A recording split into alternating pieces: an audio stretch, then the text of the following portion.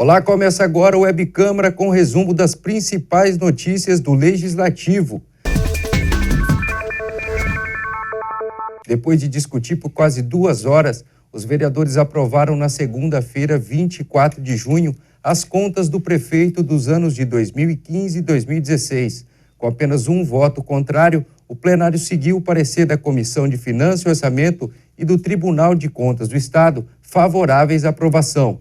No início da sessão, o presidente da Câmara explicou a ordem de votação, que tem dinâmica própria no caso de julgamento de contas. Os auditores do Tribunal de Contas coletam informações sobre a administração do município e elaboram um relatório.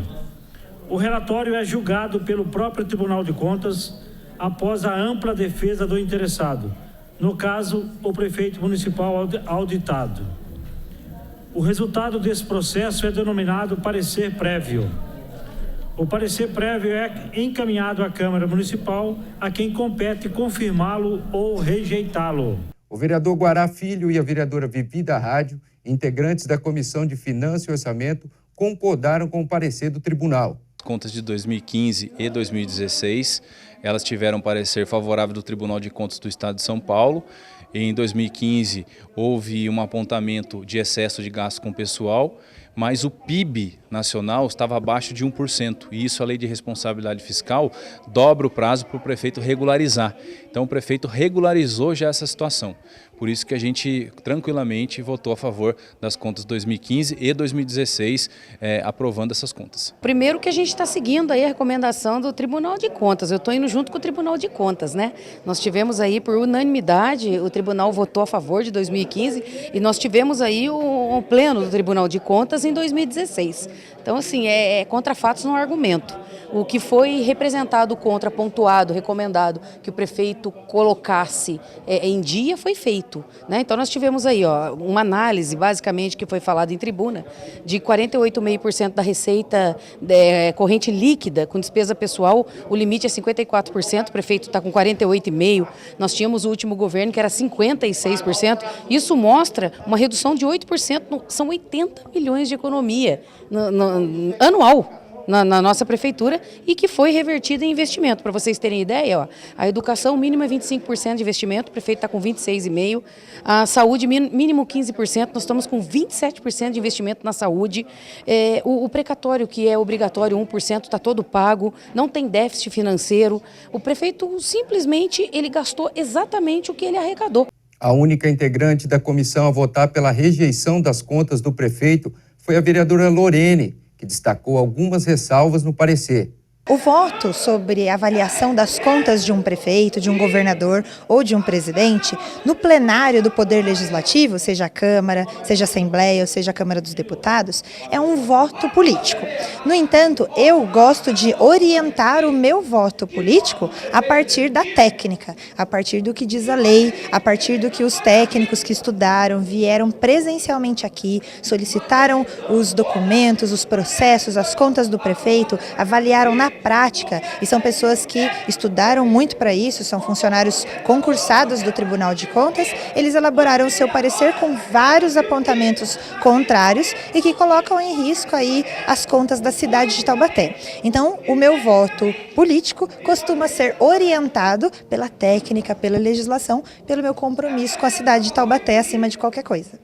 O diretor de Finanças da Câmara explicou como o Tribunal de Contas analisa o orçamento público. A parte das metas e do julgamento das contas do prefeito, ele é feito pelo Tribunal de Contas em primeira parte e após esta parte do Tribunal de Contas, ele vem para a Câmara para ser ou ratificado ou discutido. O diretor legislativo da Câmara Municipal esclareceu o que pode acontecer com o gestor que tem as contas rejeitadas. A consequência da rejeição das contas do prefeito é que essa decisão gera inelegibilidade. O artigo 1º, inciso 1, a linha G da lei da ficha suja, diz que a rejeição das contas impede o prefeito de concorrer a outras eleições pelo período de 5 anos. Então a principal consequência é a sua inelegibilidade. Na última terça-feira, os vereadores aprovaram em 2 votações o projeto da Lei de Diretrizes Orçamentárias do próximo ano. A LDO é uma estimativa de despesas elaborada pela Prefeitura Municipal que vai nortear a elaboração do orçamento do próximo ano. De acordo com o projeto, a estimativa da Prefeitura é que a arrecadação do município atinja R$1,129 bilhões, sendo que 34 milhões serão reservados para a Câmara. Conforme apresentado em audiências públicas na Casa, as secretarias devem contar com as seguintes despesas: Educação, com 361,8 milhões, Saúde, com 307,7 milhões, Serviços Públicos, 115,9 milhões, Finanças, 83 milhões, Desenvolvimento e Inclusão Social, 48,5 milhões, a de Obras, com 31,8 milhões, Segurança, com 30 milhões, Governo, 24 milhões, Mobilidade Urbana, com 21 milhões, Esporte e Lazer, 18,8 milhões, Turismo e Cultura, com 11 milhões, Procuradoria-Geral, com 9,5 milhões, Planejamento, 8,6 milhões e Gabinete do Prefeito, com 6 milhões, além do Desenvolvimento e Inovação, com 2 milhões e Meio Ambiente, com 1,6 milhões. Os vereadores também aprovaram 6 emendas parlamentares que fazem correção redacional e que inserem a obrigatoriedade de atender às emendas impositivas. A maioria dos presentes rejeitou as emendas 118 e 119, de autoria da vereadora Lorene, e a 159, assinada por ela e pelo vereador Guará Filho. O projeto segue para a sanção do Executivo. O líder do governo, o vereador Douglas Carbone, disse que o prefeito está disposto a levantar o recesso parlamentar para votar 2 projetos de interesse dos servidores públicos municipais. O prefeito conversou comigo essa semana, a gente deve aguardar esse levantamento realmente do recesso. Tem grande chance que ele faça isso ainda esse mês de julho mesmo, porque tem 2 projetos. O primeiro é a questão do atorial do IPMT, então a passar de 48 anos para 53 anos, a questão das contribuições do atorial do IPMT, então está na casa, está na Comissão de Justiça para receber o parecer, então assim que receber o parecer, possivelmente o prefeito levante o recesso nesse sentido. E também a revisão dos servidores da Prefeitura e também da Universidade, que a Universidade também está dependendo desse projeto para poder fazer a revisão também deles. Este projeto aguardava parecer da Procuradoria Jurídica da Câmara e chegou no dia 27 à Comissão de Justiça e Redação. Em mensagem, o presidente da comissão, vereador Guará Filho, já decidiu que ele mesmo será o relator. A Câmara e a Prefeitura são 2 poderes distintos, inclusive no orçamento. Nesta semana, os vereadores aprovaram um projeto que faz a reposição inflacionária no salário dos servidores da Câmara. O procurador legislativo explicou por que os vereadores não podem fazer um projeto que estenda o reajuste aos servidores da Prefeitura e Unital. De acordo com o artigo 37, inciso 10 da Constituição Federal, todo servidor público tem direito à revisão geral anual. No entanto, a iniciativa do projeto de lei para a revisão geral anual de cada servidor compete ao chefe do respectivo poder. Dessa forma, no caso dos servidores da Prefeitura e da Unital, a iniciativa dessa propositura é do prefeito municipal, de tal modo que não podem os vereadores darem início ao processo legislativo para a revisão geral anual dos servidores, tanto da Prefeitura quanto da Unital. Caso os parlamentares aprovem um projeto como este, ele poderá ser considerado inconstitucional e sem validade por vício de iniciativa. Já o projeto que reajusta o salário dos servidores não altera o subsídio dos vereadores. A Comissão Parlamentar de Inquérito que investiga os serviços prestados pela Sabesp ouviu o representante do PROCON de Taubaté para saber quais os direitos que os consumidores têm quando recebam água de má qualidade. O presidente da comissão destacou a importância da população denunciar caso receba água suja nas torneiras. A CPI, na verdade, a gente está fazendo uma reunião com representante do PROCON, né, e que nos trouxe alguns dados muito importantes, que é a questão do munícipe fazer sua reclamação no PROCON para que ele possa ser ressarcido, né? Então, e essa demanda precisa ficar muito claro para a população que o PROCON é o maior representante da questão da defesa do consumidor. Então, infelizmente, a população tem pouco demandado o PROCON nesse sentido, e a gente pede à população que procure o PROCON para que tenha um registro oficial de tudo isso, para que, inclusive, o representante aqui do PROCON, o senhor Francisco, trouxe para a gente que a demanda que chegou no PROCON nesse sentido da água suja, ela foi resolvida pelo PROCON. Então, dá para se resolver entre as partes, até porque existem direitos garantidos nesse sentido, e a gente, nessa reunião da CPI, a gente vai, inclusive, emitir uma nota da CPI,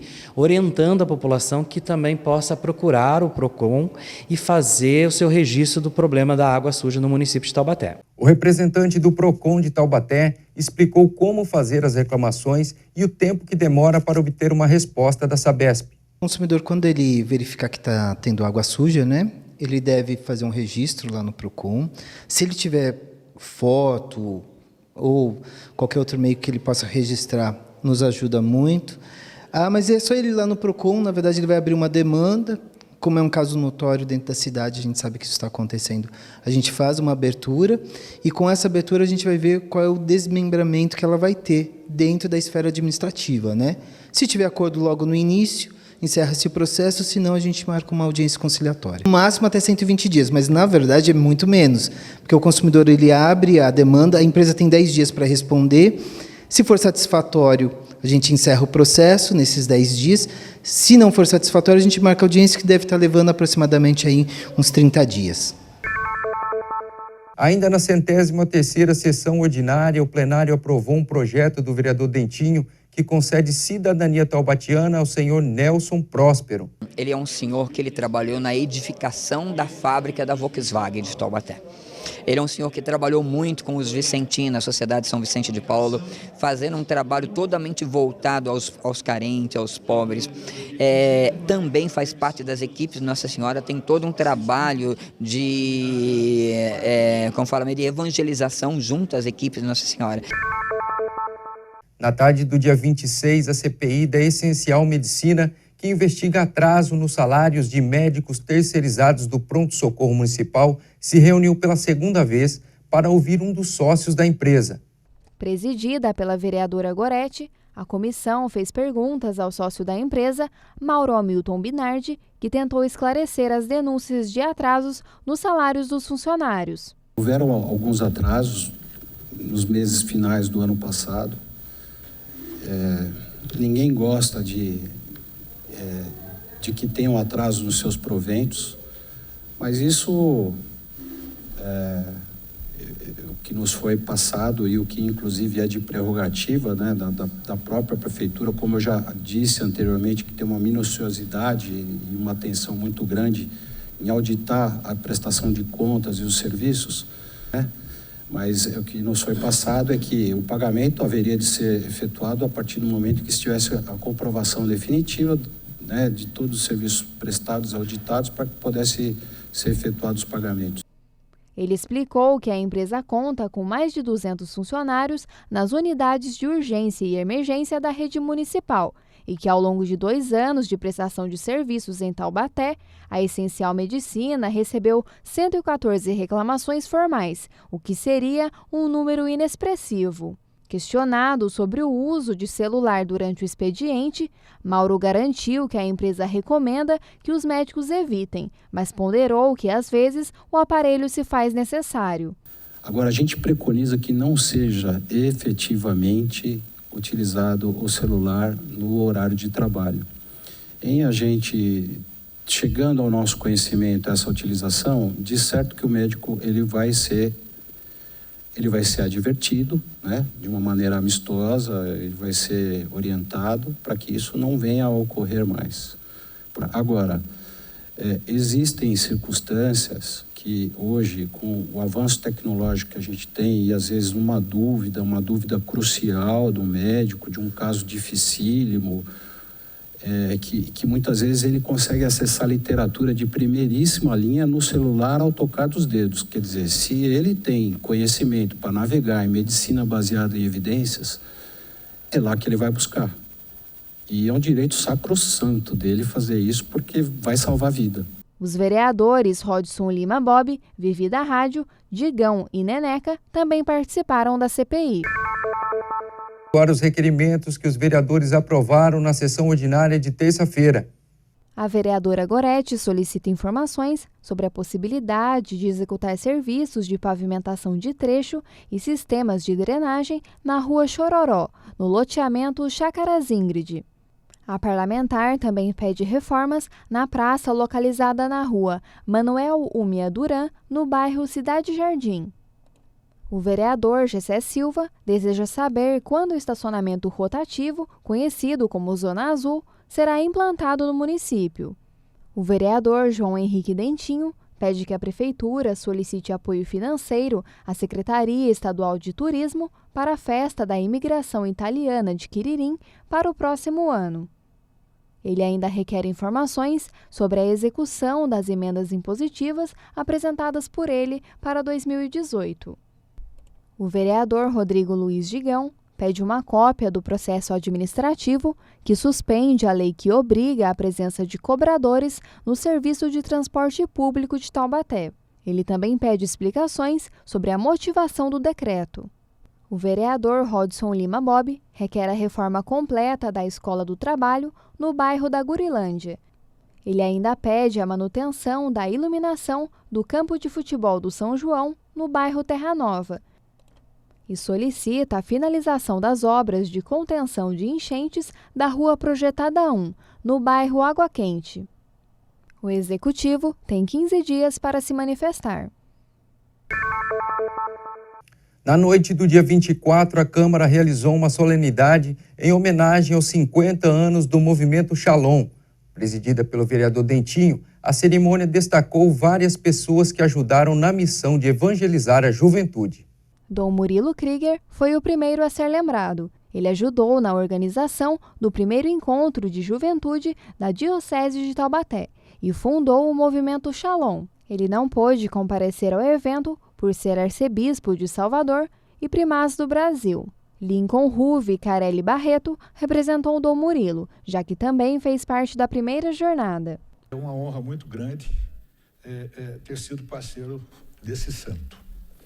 Em 69, um pouco antes de 69, 64, 65 mais ou menos, quando Dom Murilo, na época, Frater Murilo, chegou em Taubaté, no conventinho, nós fazíamos parte de uma comunidade de jovens da Vila Nossa Senhora das Graças. E ali, os fraters do conventinho tinham um trabalho muito importante nas paróquias de Taubaté. E o Dom Murilo, com a liderança dele, com o carisma dele, sempre animando a juventude da Vila das Graças.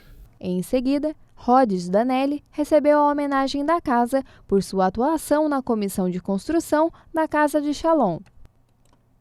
Em seu discurso, Danelli agradeceu a homenagem e relembrou a figura de José Fioravante Sene, mais conhecido como Fiore, que é o dirigente shalonita ativo mais antigo do movimento. São 38 anos de participação. Fiore foi convidado para a solenidade e deu o crédito ao padre Cipriano Alexandre de Oliveira, diretor espiritual do Movimento Cursilho e, desde 2015, diretor espiritual do Movimento Shalom. O seminarista Júlio Rafael Silva de Barros Lima representou o padre Cipriano, que não pôde comparecer à entrega da homenagem. A coordenadora do Movimento Shalom, Juliana Pelógia Ferreira, comentou sobre a missão de evangelizar os jovens. Pode-se dizer que não havia nada programado nem estruturado. Os jovens foram organizando o movimento a partir das necessidades que surgiam na época. E, aos poucos, o Shalom foi tomando a forma tal como a conhecemos hoje. Assim como acontece com as coisas de Deus. A solenidade ainda contou com a presença da vereadora Lorene. Você pode acompanhar toda a nossa programação no site tvcâmara.câmarataubaté.sp.gov.br. Obrigado por sua audiência. TV Câmara Taubaté é a primeira TV legislativa do Vale.